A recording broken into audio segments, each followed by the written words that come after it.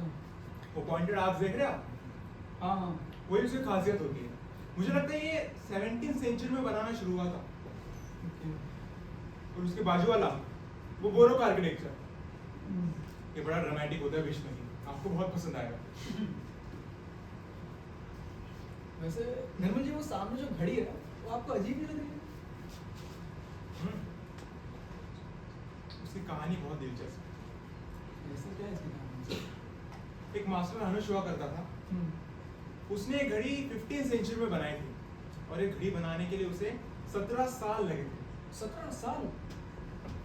फिर तो ये घड़ी बनाने के बाद मिस्टर हानुश की जिंदगी बदल गई होगी। जिंदगी तो बदल गई थी।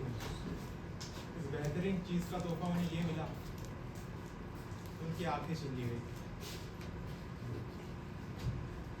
निर्मल जी मुझे बताते ही जा रहे और मैं सोच रहा था कि इस कहानी से मैं कितना कुछ है लिखने के लिए। मैं घड़ी की ओर देखे जा रहा था पर मेरे अंदर कुछ और ही चल रहा था। एक अजीब सा दर्द, एक संवेदना। उस कहानी ने मुझे झटका दिया और मैं समझ गया कि वो सिर्फ एक घड़ी नहीं थी, वो एक नाटक था और उसी पर एक बीज बो दिया गया। हानुश। निर्मल जी मुझे लगता है कि मैं इस पर एक कहानी लिख सकता हूँ। हाँ हाँ लिख सकते हो, बिल्कुल। वैसे आपने इसके बारे में कहाँ पढ़ा? किसी किताब में? मैंने इसके बारे में चेकोस्लोवाकिया के मैगजीन में पढ़ा था, जितना मुझे याद है। और अगर आपको चाहिए तो आप ले जाना उससे मैगजीन। ये बातें बाद में होती रहेगी, मुझे आपको प्राग का कैसल भी दिखाना है। चलिए चलिए, देर हो रही है, आइए। अरे घड़ी वही रहेगी, कहीं नहीं जाएगी। हाँ।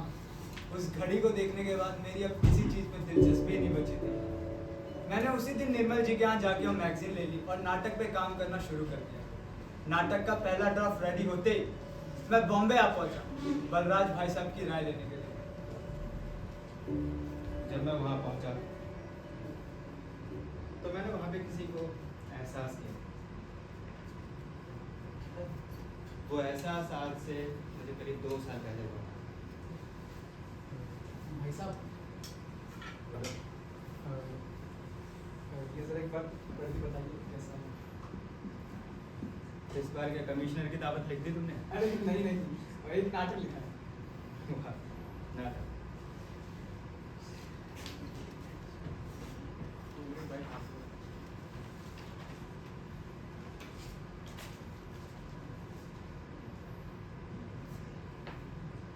सोच तो तुम्हारी काफ़ी अच्छी है लेकिन इसमें वो मज़ा नहीं आ रहा। मुझे लगता है अभी कुछ कच्चा है।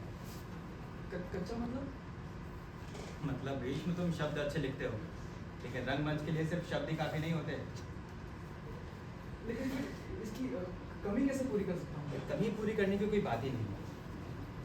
नाटक ये नहीं कि कहानी की तरह बस लिख दिया, उसे महसूस करना पड़ता है, जीना पड़ता है और तब जाकर एक नाटक खड़ा होता है। समझने की कोशिश करो भीष्म, ये तुम्हारे बस की बात नहीं है। लेकिन वो 2 साल। बलराज जी गलत भी तो नहीं कह रहे। आखिर उनके बोलने के पीछे उनके इतने सालों का इट्टा और फिल्मों का अनुभव था। और आज जब मैं उस दिन को याद करता हूँ तब ऐसा लगता है भाई साहब ने जो भी कहा था मेरी भलाई के लिए कहा होगा। खैर उस वक्त करता ही क्या, निराश होकर घर चला आया।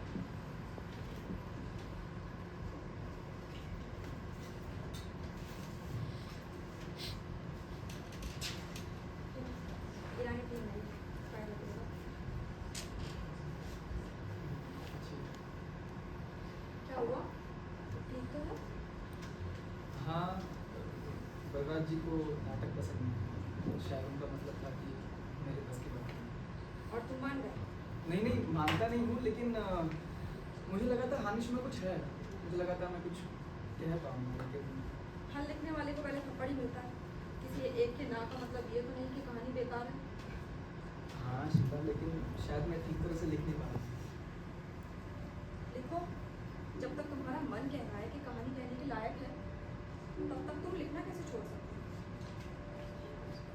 तुम्हें याद है तुमने मुझसे एक बार कहा था लिखना मेरे जीने का तरीका है, जीना मत छोड़ो।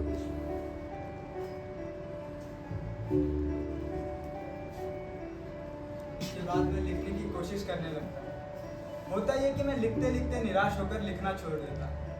आखिरकार मैं एक नाटक लिखने की कोशिश कर रहा था, वो भी गिने चुने फैक्ट्स में, जो कि मेरे अपने देश के भी नहीं। कई दिन तो ऐसे भी आते जहां मुझे समझ ही नहीं आता कि अब मैं नाटक को आगे बढ़ाऊं कैसे। शायद इन्हीं परिस्थितियों से हर एक लेखक गुजरता है। कई दिनों की मेहनत के बाद मैंने एक ड्राफ्ट तैयार कर ही लिया, लेकिन इस बार बलराज जी के पास नहीं गया, बल्कि प्रोफेसर इब्राहिम अलका जी के पास गया, जो कि उन दिनों एनएसडी के निर्देशक थे। तो बताइए डायरेक्टर साहब, कैसा लगा? ये चलेगा क्या आपकी फिल्म में? ये थोड़ा थोड़ा चल जाएगा। अरे नहीं, मैं बॉलीवुड की फिल्में थोड़ी बना रहा हूँ। तो हॉलीवुड का रॉ चाहिए, रॉ। इसको अरे उसके लिए सिगरेट नहीं, बीड़ी पीनी पड़ेगी मुझे। ये है कि आपके पास, उसमें आपको दिखाता फोटो। चलिए निकालिए। चलो चलो गार्ड के पास। इसके पास हम और आपके पास बीड़ी नहीं, आप बिहार से नहीं बेटा, ओए। नहीं है। हैं? ओए ओए, रुको, खड़े हो। मिल गया क्या? खड़े हो। ट्रैप, एक चीज बोले तो दिल से धड़कता आवाज हो, मेरे को एक नाटक बोलो। दिल से धड़कता एक नाटक। धड़कता एक राज मैं तो है तो एक राज हूँ। एक राज क्या बोला? हीरो बन गया, हीरो बन गया। हीरो बन गया। अरे लग रहा है एकदम अरे नमस्ते।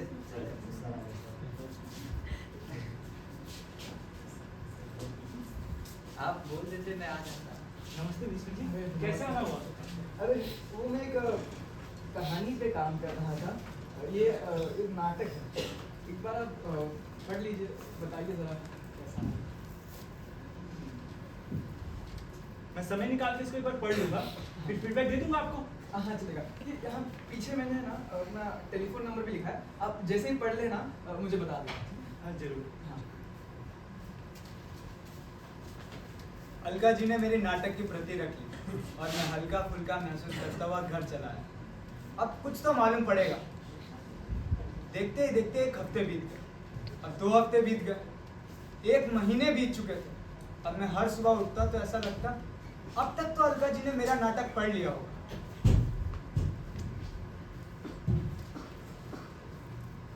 क्या हुआ, सुबह से परेशान लग रहे हो?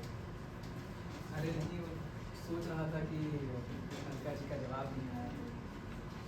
आ जाएगा, इतना क्या परेशान होना?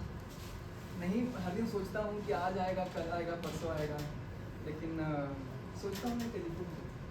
अरे नहीं, टेलीफोन करने की जरूरत नहीं है, उनका कॉल आ जाएगा। आप परेशान हो। हाँ मैं लेकिन शीला एक बात कह भी देते थे कि नाटक पसंद नहीं आया तो भी ठीक था, लेकिन अब इस 2 महीने से जो खामोशी उसका क्या मतलब? अरे कुछ मतलब नहीं। परेशान मत हो जाएगा। मैं एक काम करूँ, उनको मिल के आऊँ, उनसे पूछ लेता हूँ। नहीं नहीं, जरूरत नहीं। मत परेशान हो, बोल तो रही हूँ मैं, मत परेशान। हाँ, क्यों परेशान?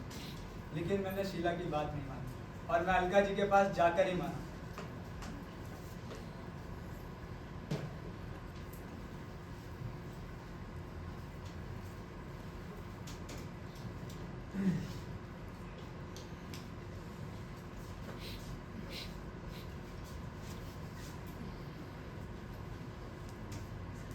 क्या बात है भाई?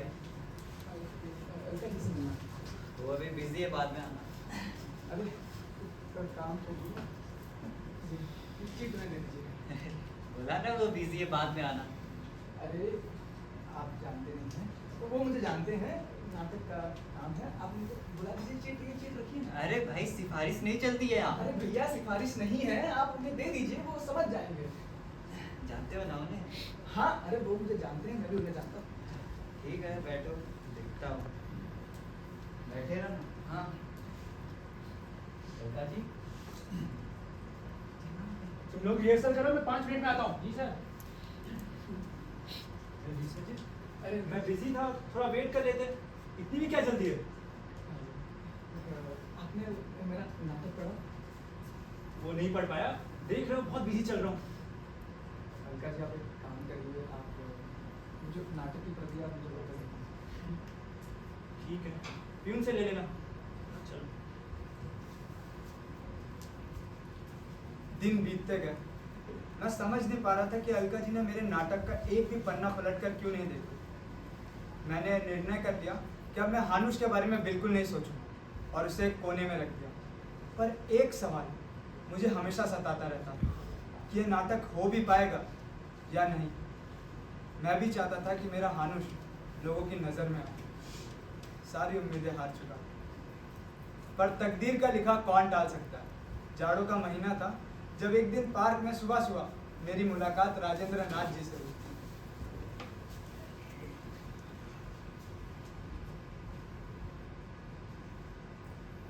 अरे राजेंद्र महोदय, कैसा चल रहा है? राजेंद्र नाथ जी कैसे हैं आप? अरे मत पूछिए, हाँ इमरजेंसी लगा रहे, हट जाए कोई फर्क नहीं पड़ता। मैं मस्त हूँ, आप तो मस्त बिल्कुल रहते मस्त। हैं। अरे आप बताइए, आप कैसे हैं? अरे मैं भी बहुत अच्छा हूँ, बहुत बढ़िया। घर परिवार सब कुछ हाँ हाँ सब कुछ वगैरह सब। अच्छा अच्छा। तो और बताइए भाई, कुछ लिख रहे कि कलम रिटायर हो गई? अरे ऐसे कैसे कलम रिटायर हो गई?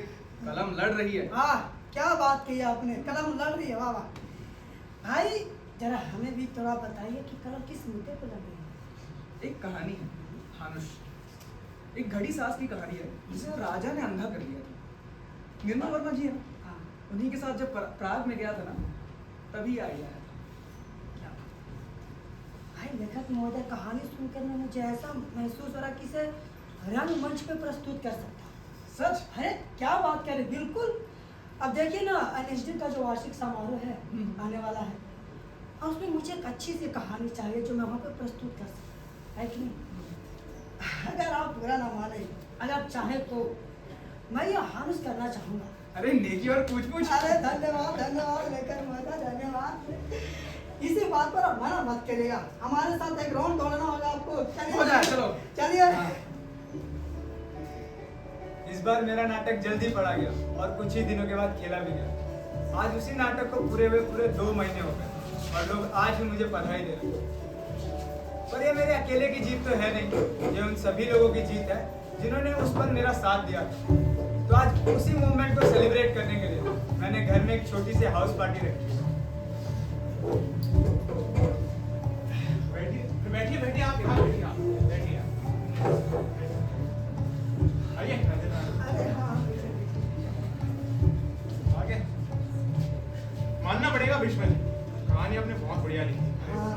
मुझे लगता है ये भी तमस के जैसे कुछ पुरस्कार तो जीतेगी। अरे बिल्कुल बिल्कुल, क्या गहराई से उन्होंने लिखा है, ये तो देखिए। डायरेक्ट भी तो आपने किया है। Thank you thank you. लेकिन नाटक और नाटक हो सकता है।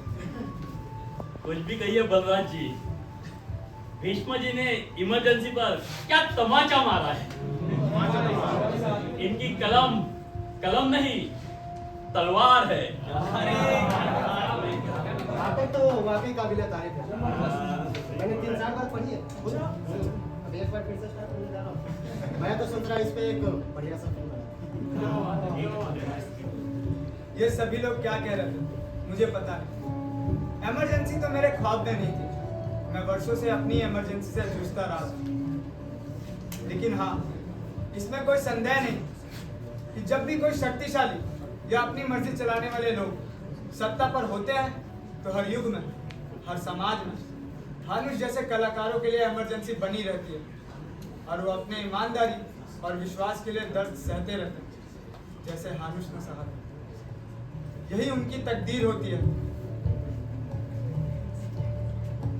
अरे इसी बात पे चलिए चेयर्स करते हैं भाई। चलो, चलो।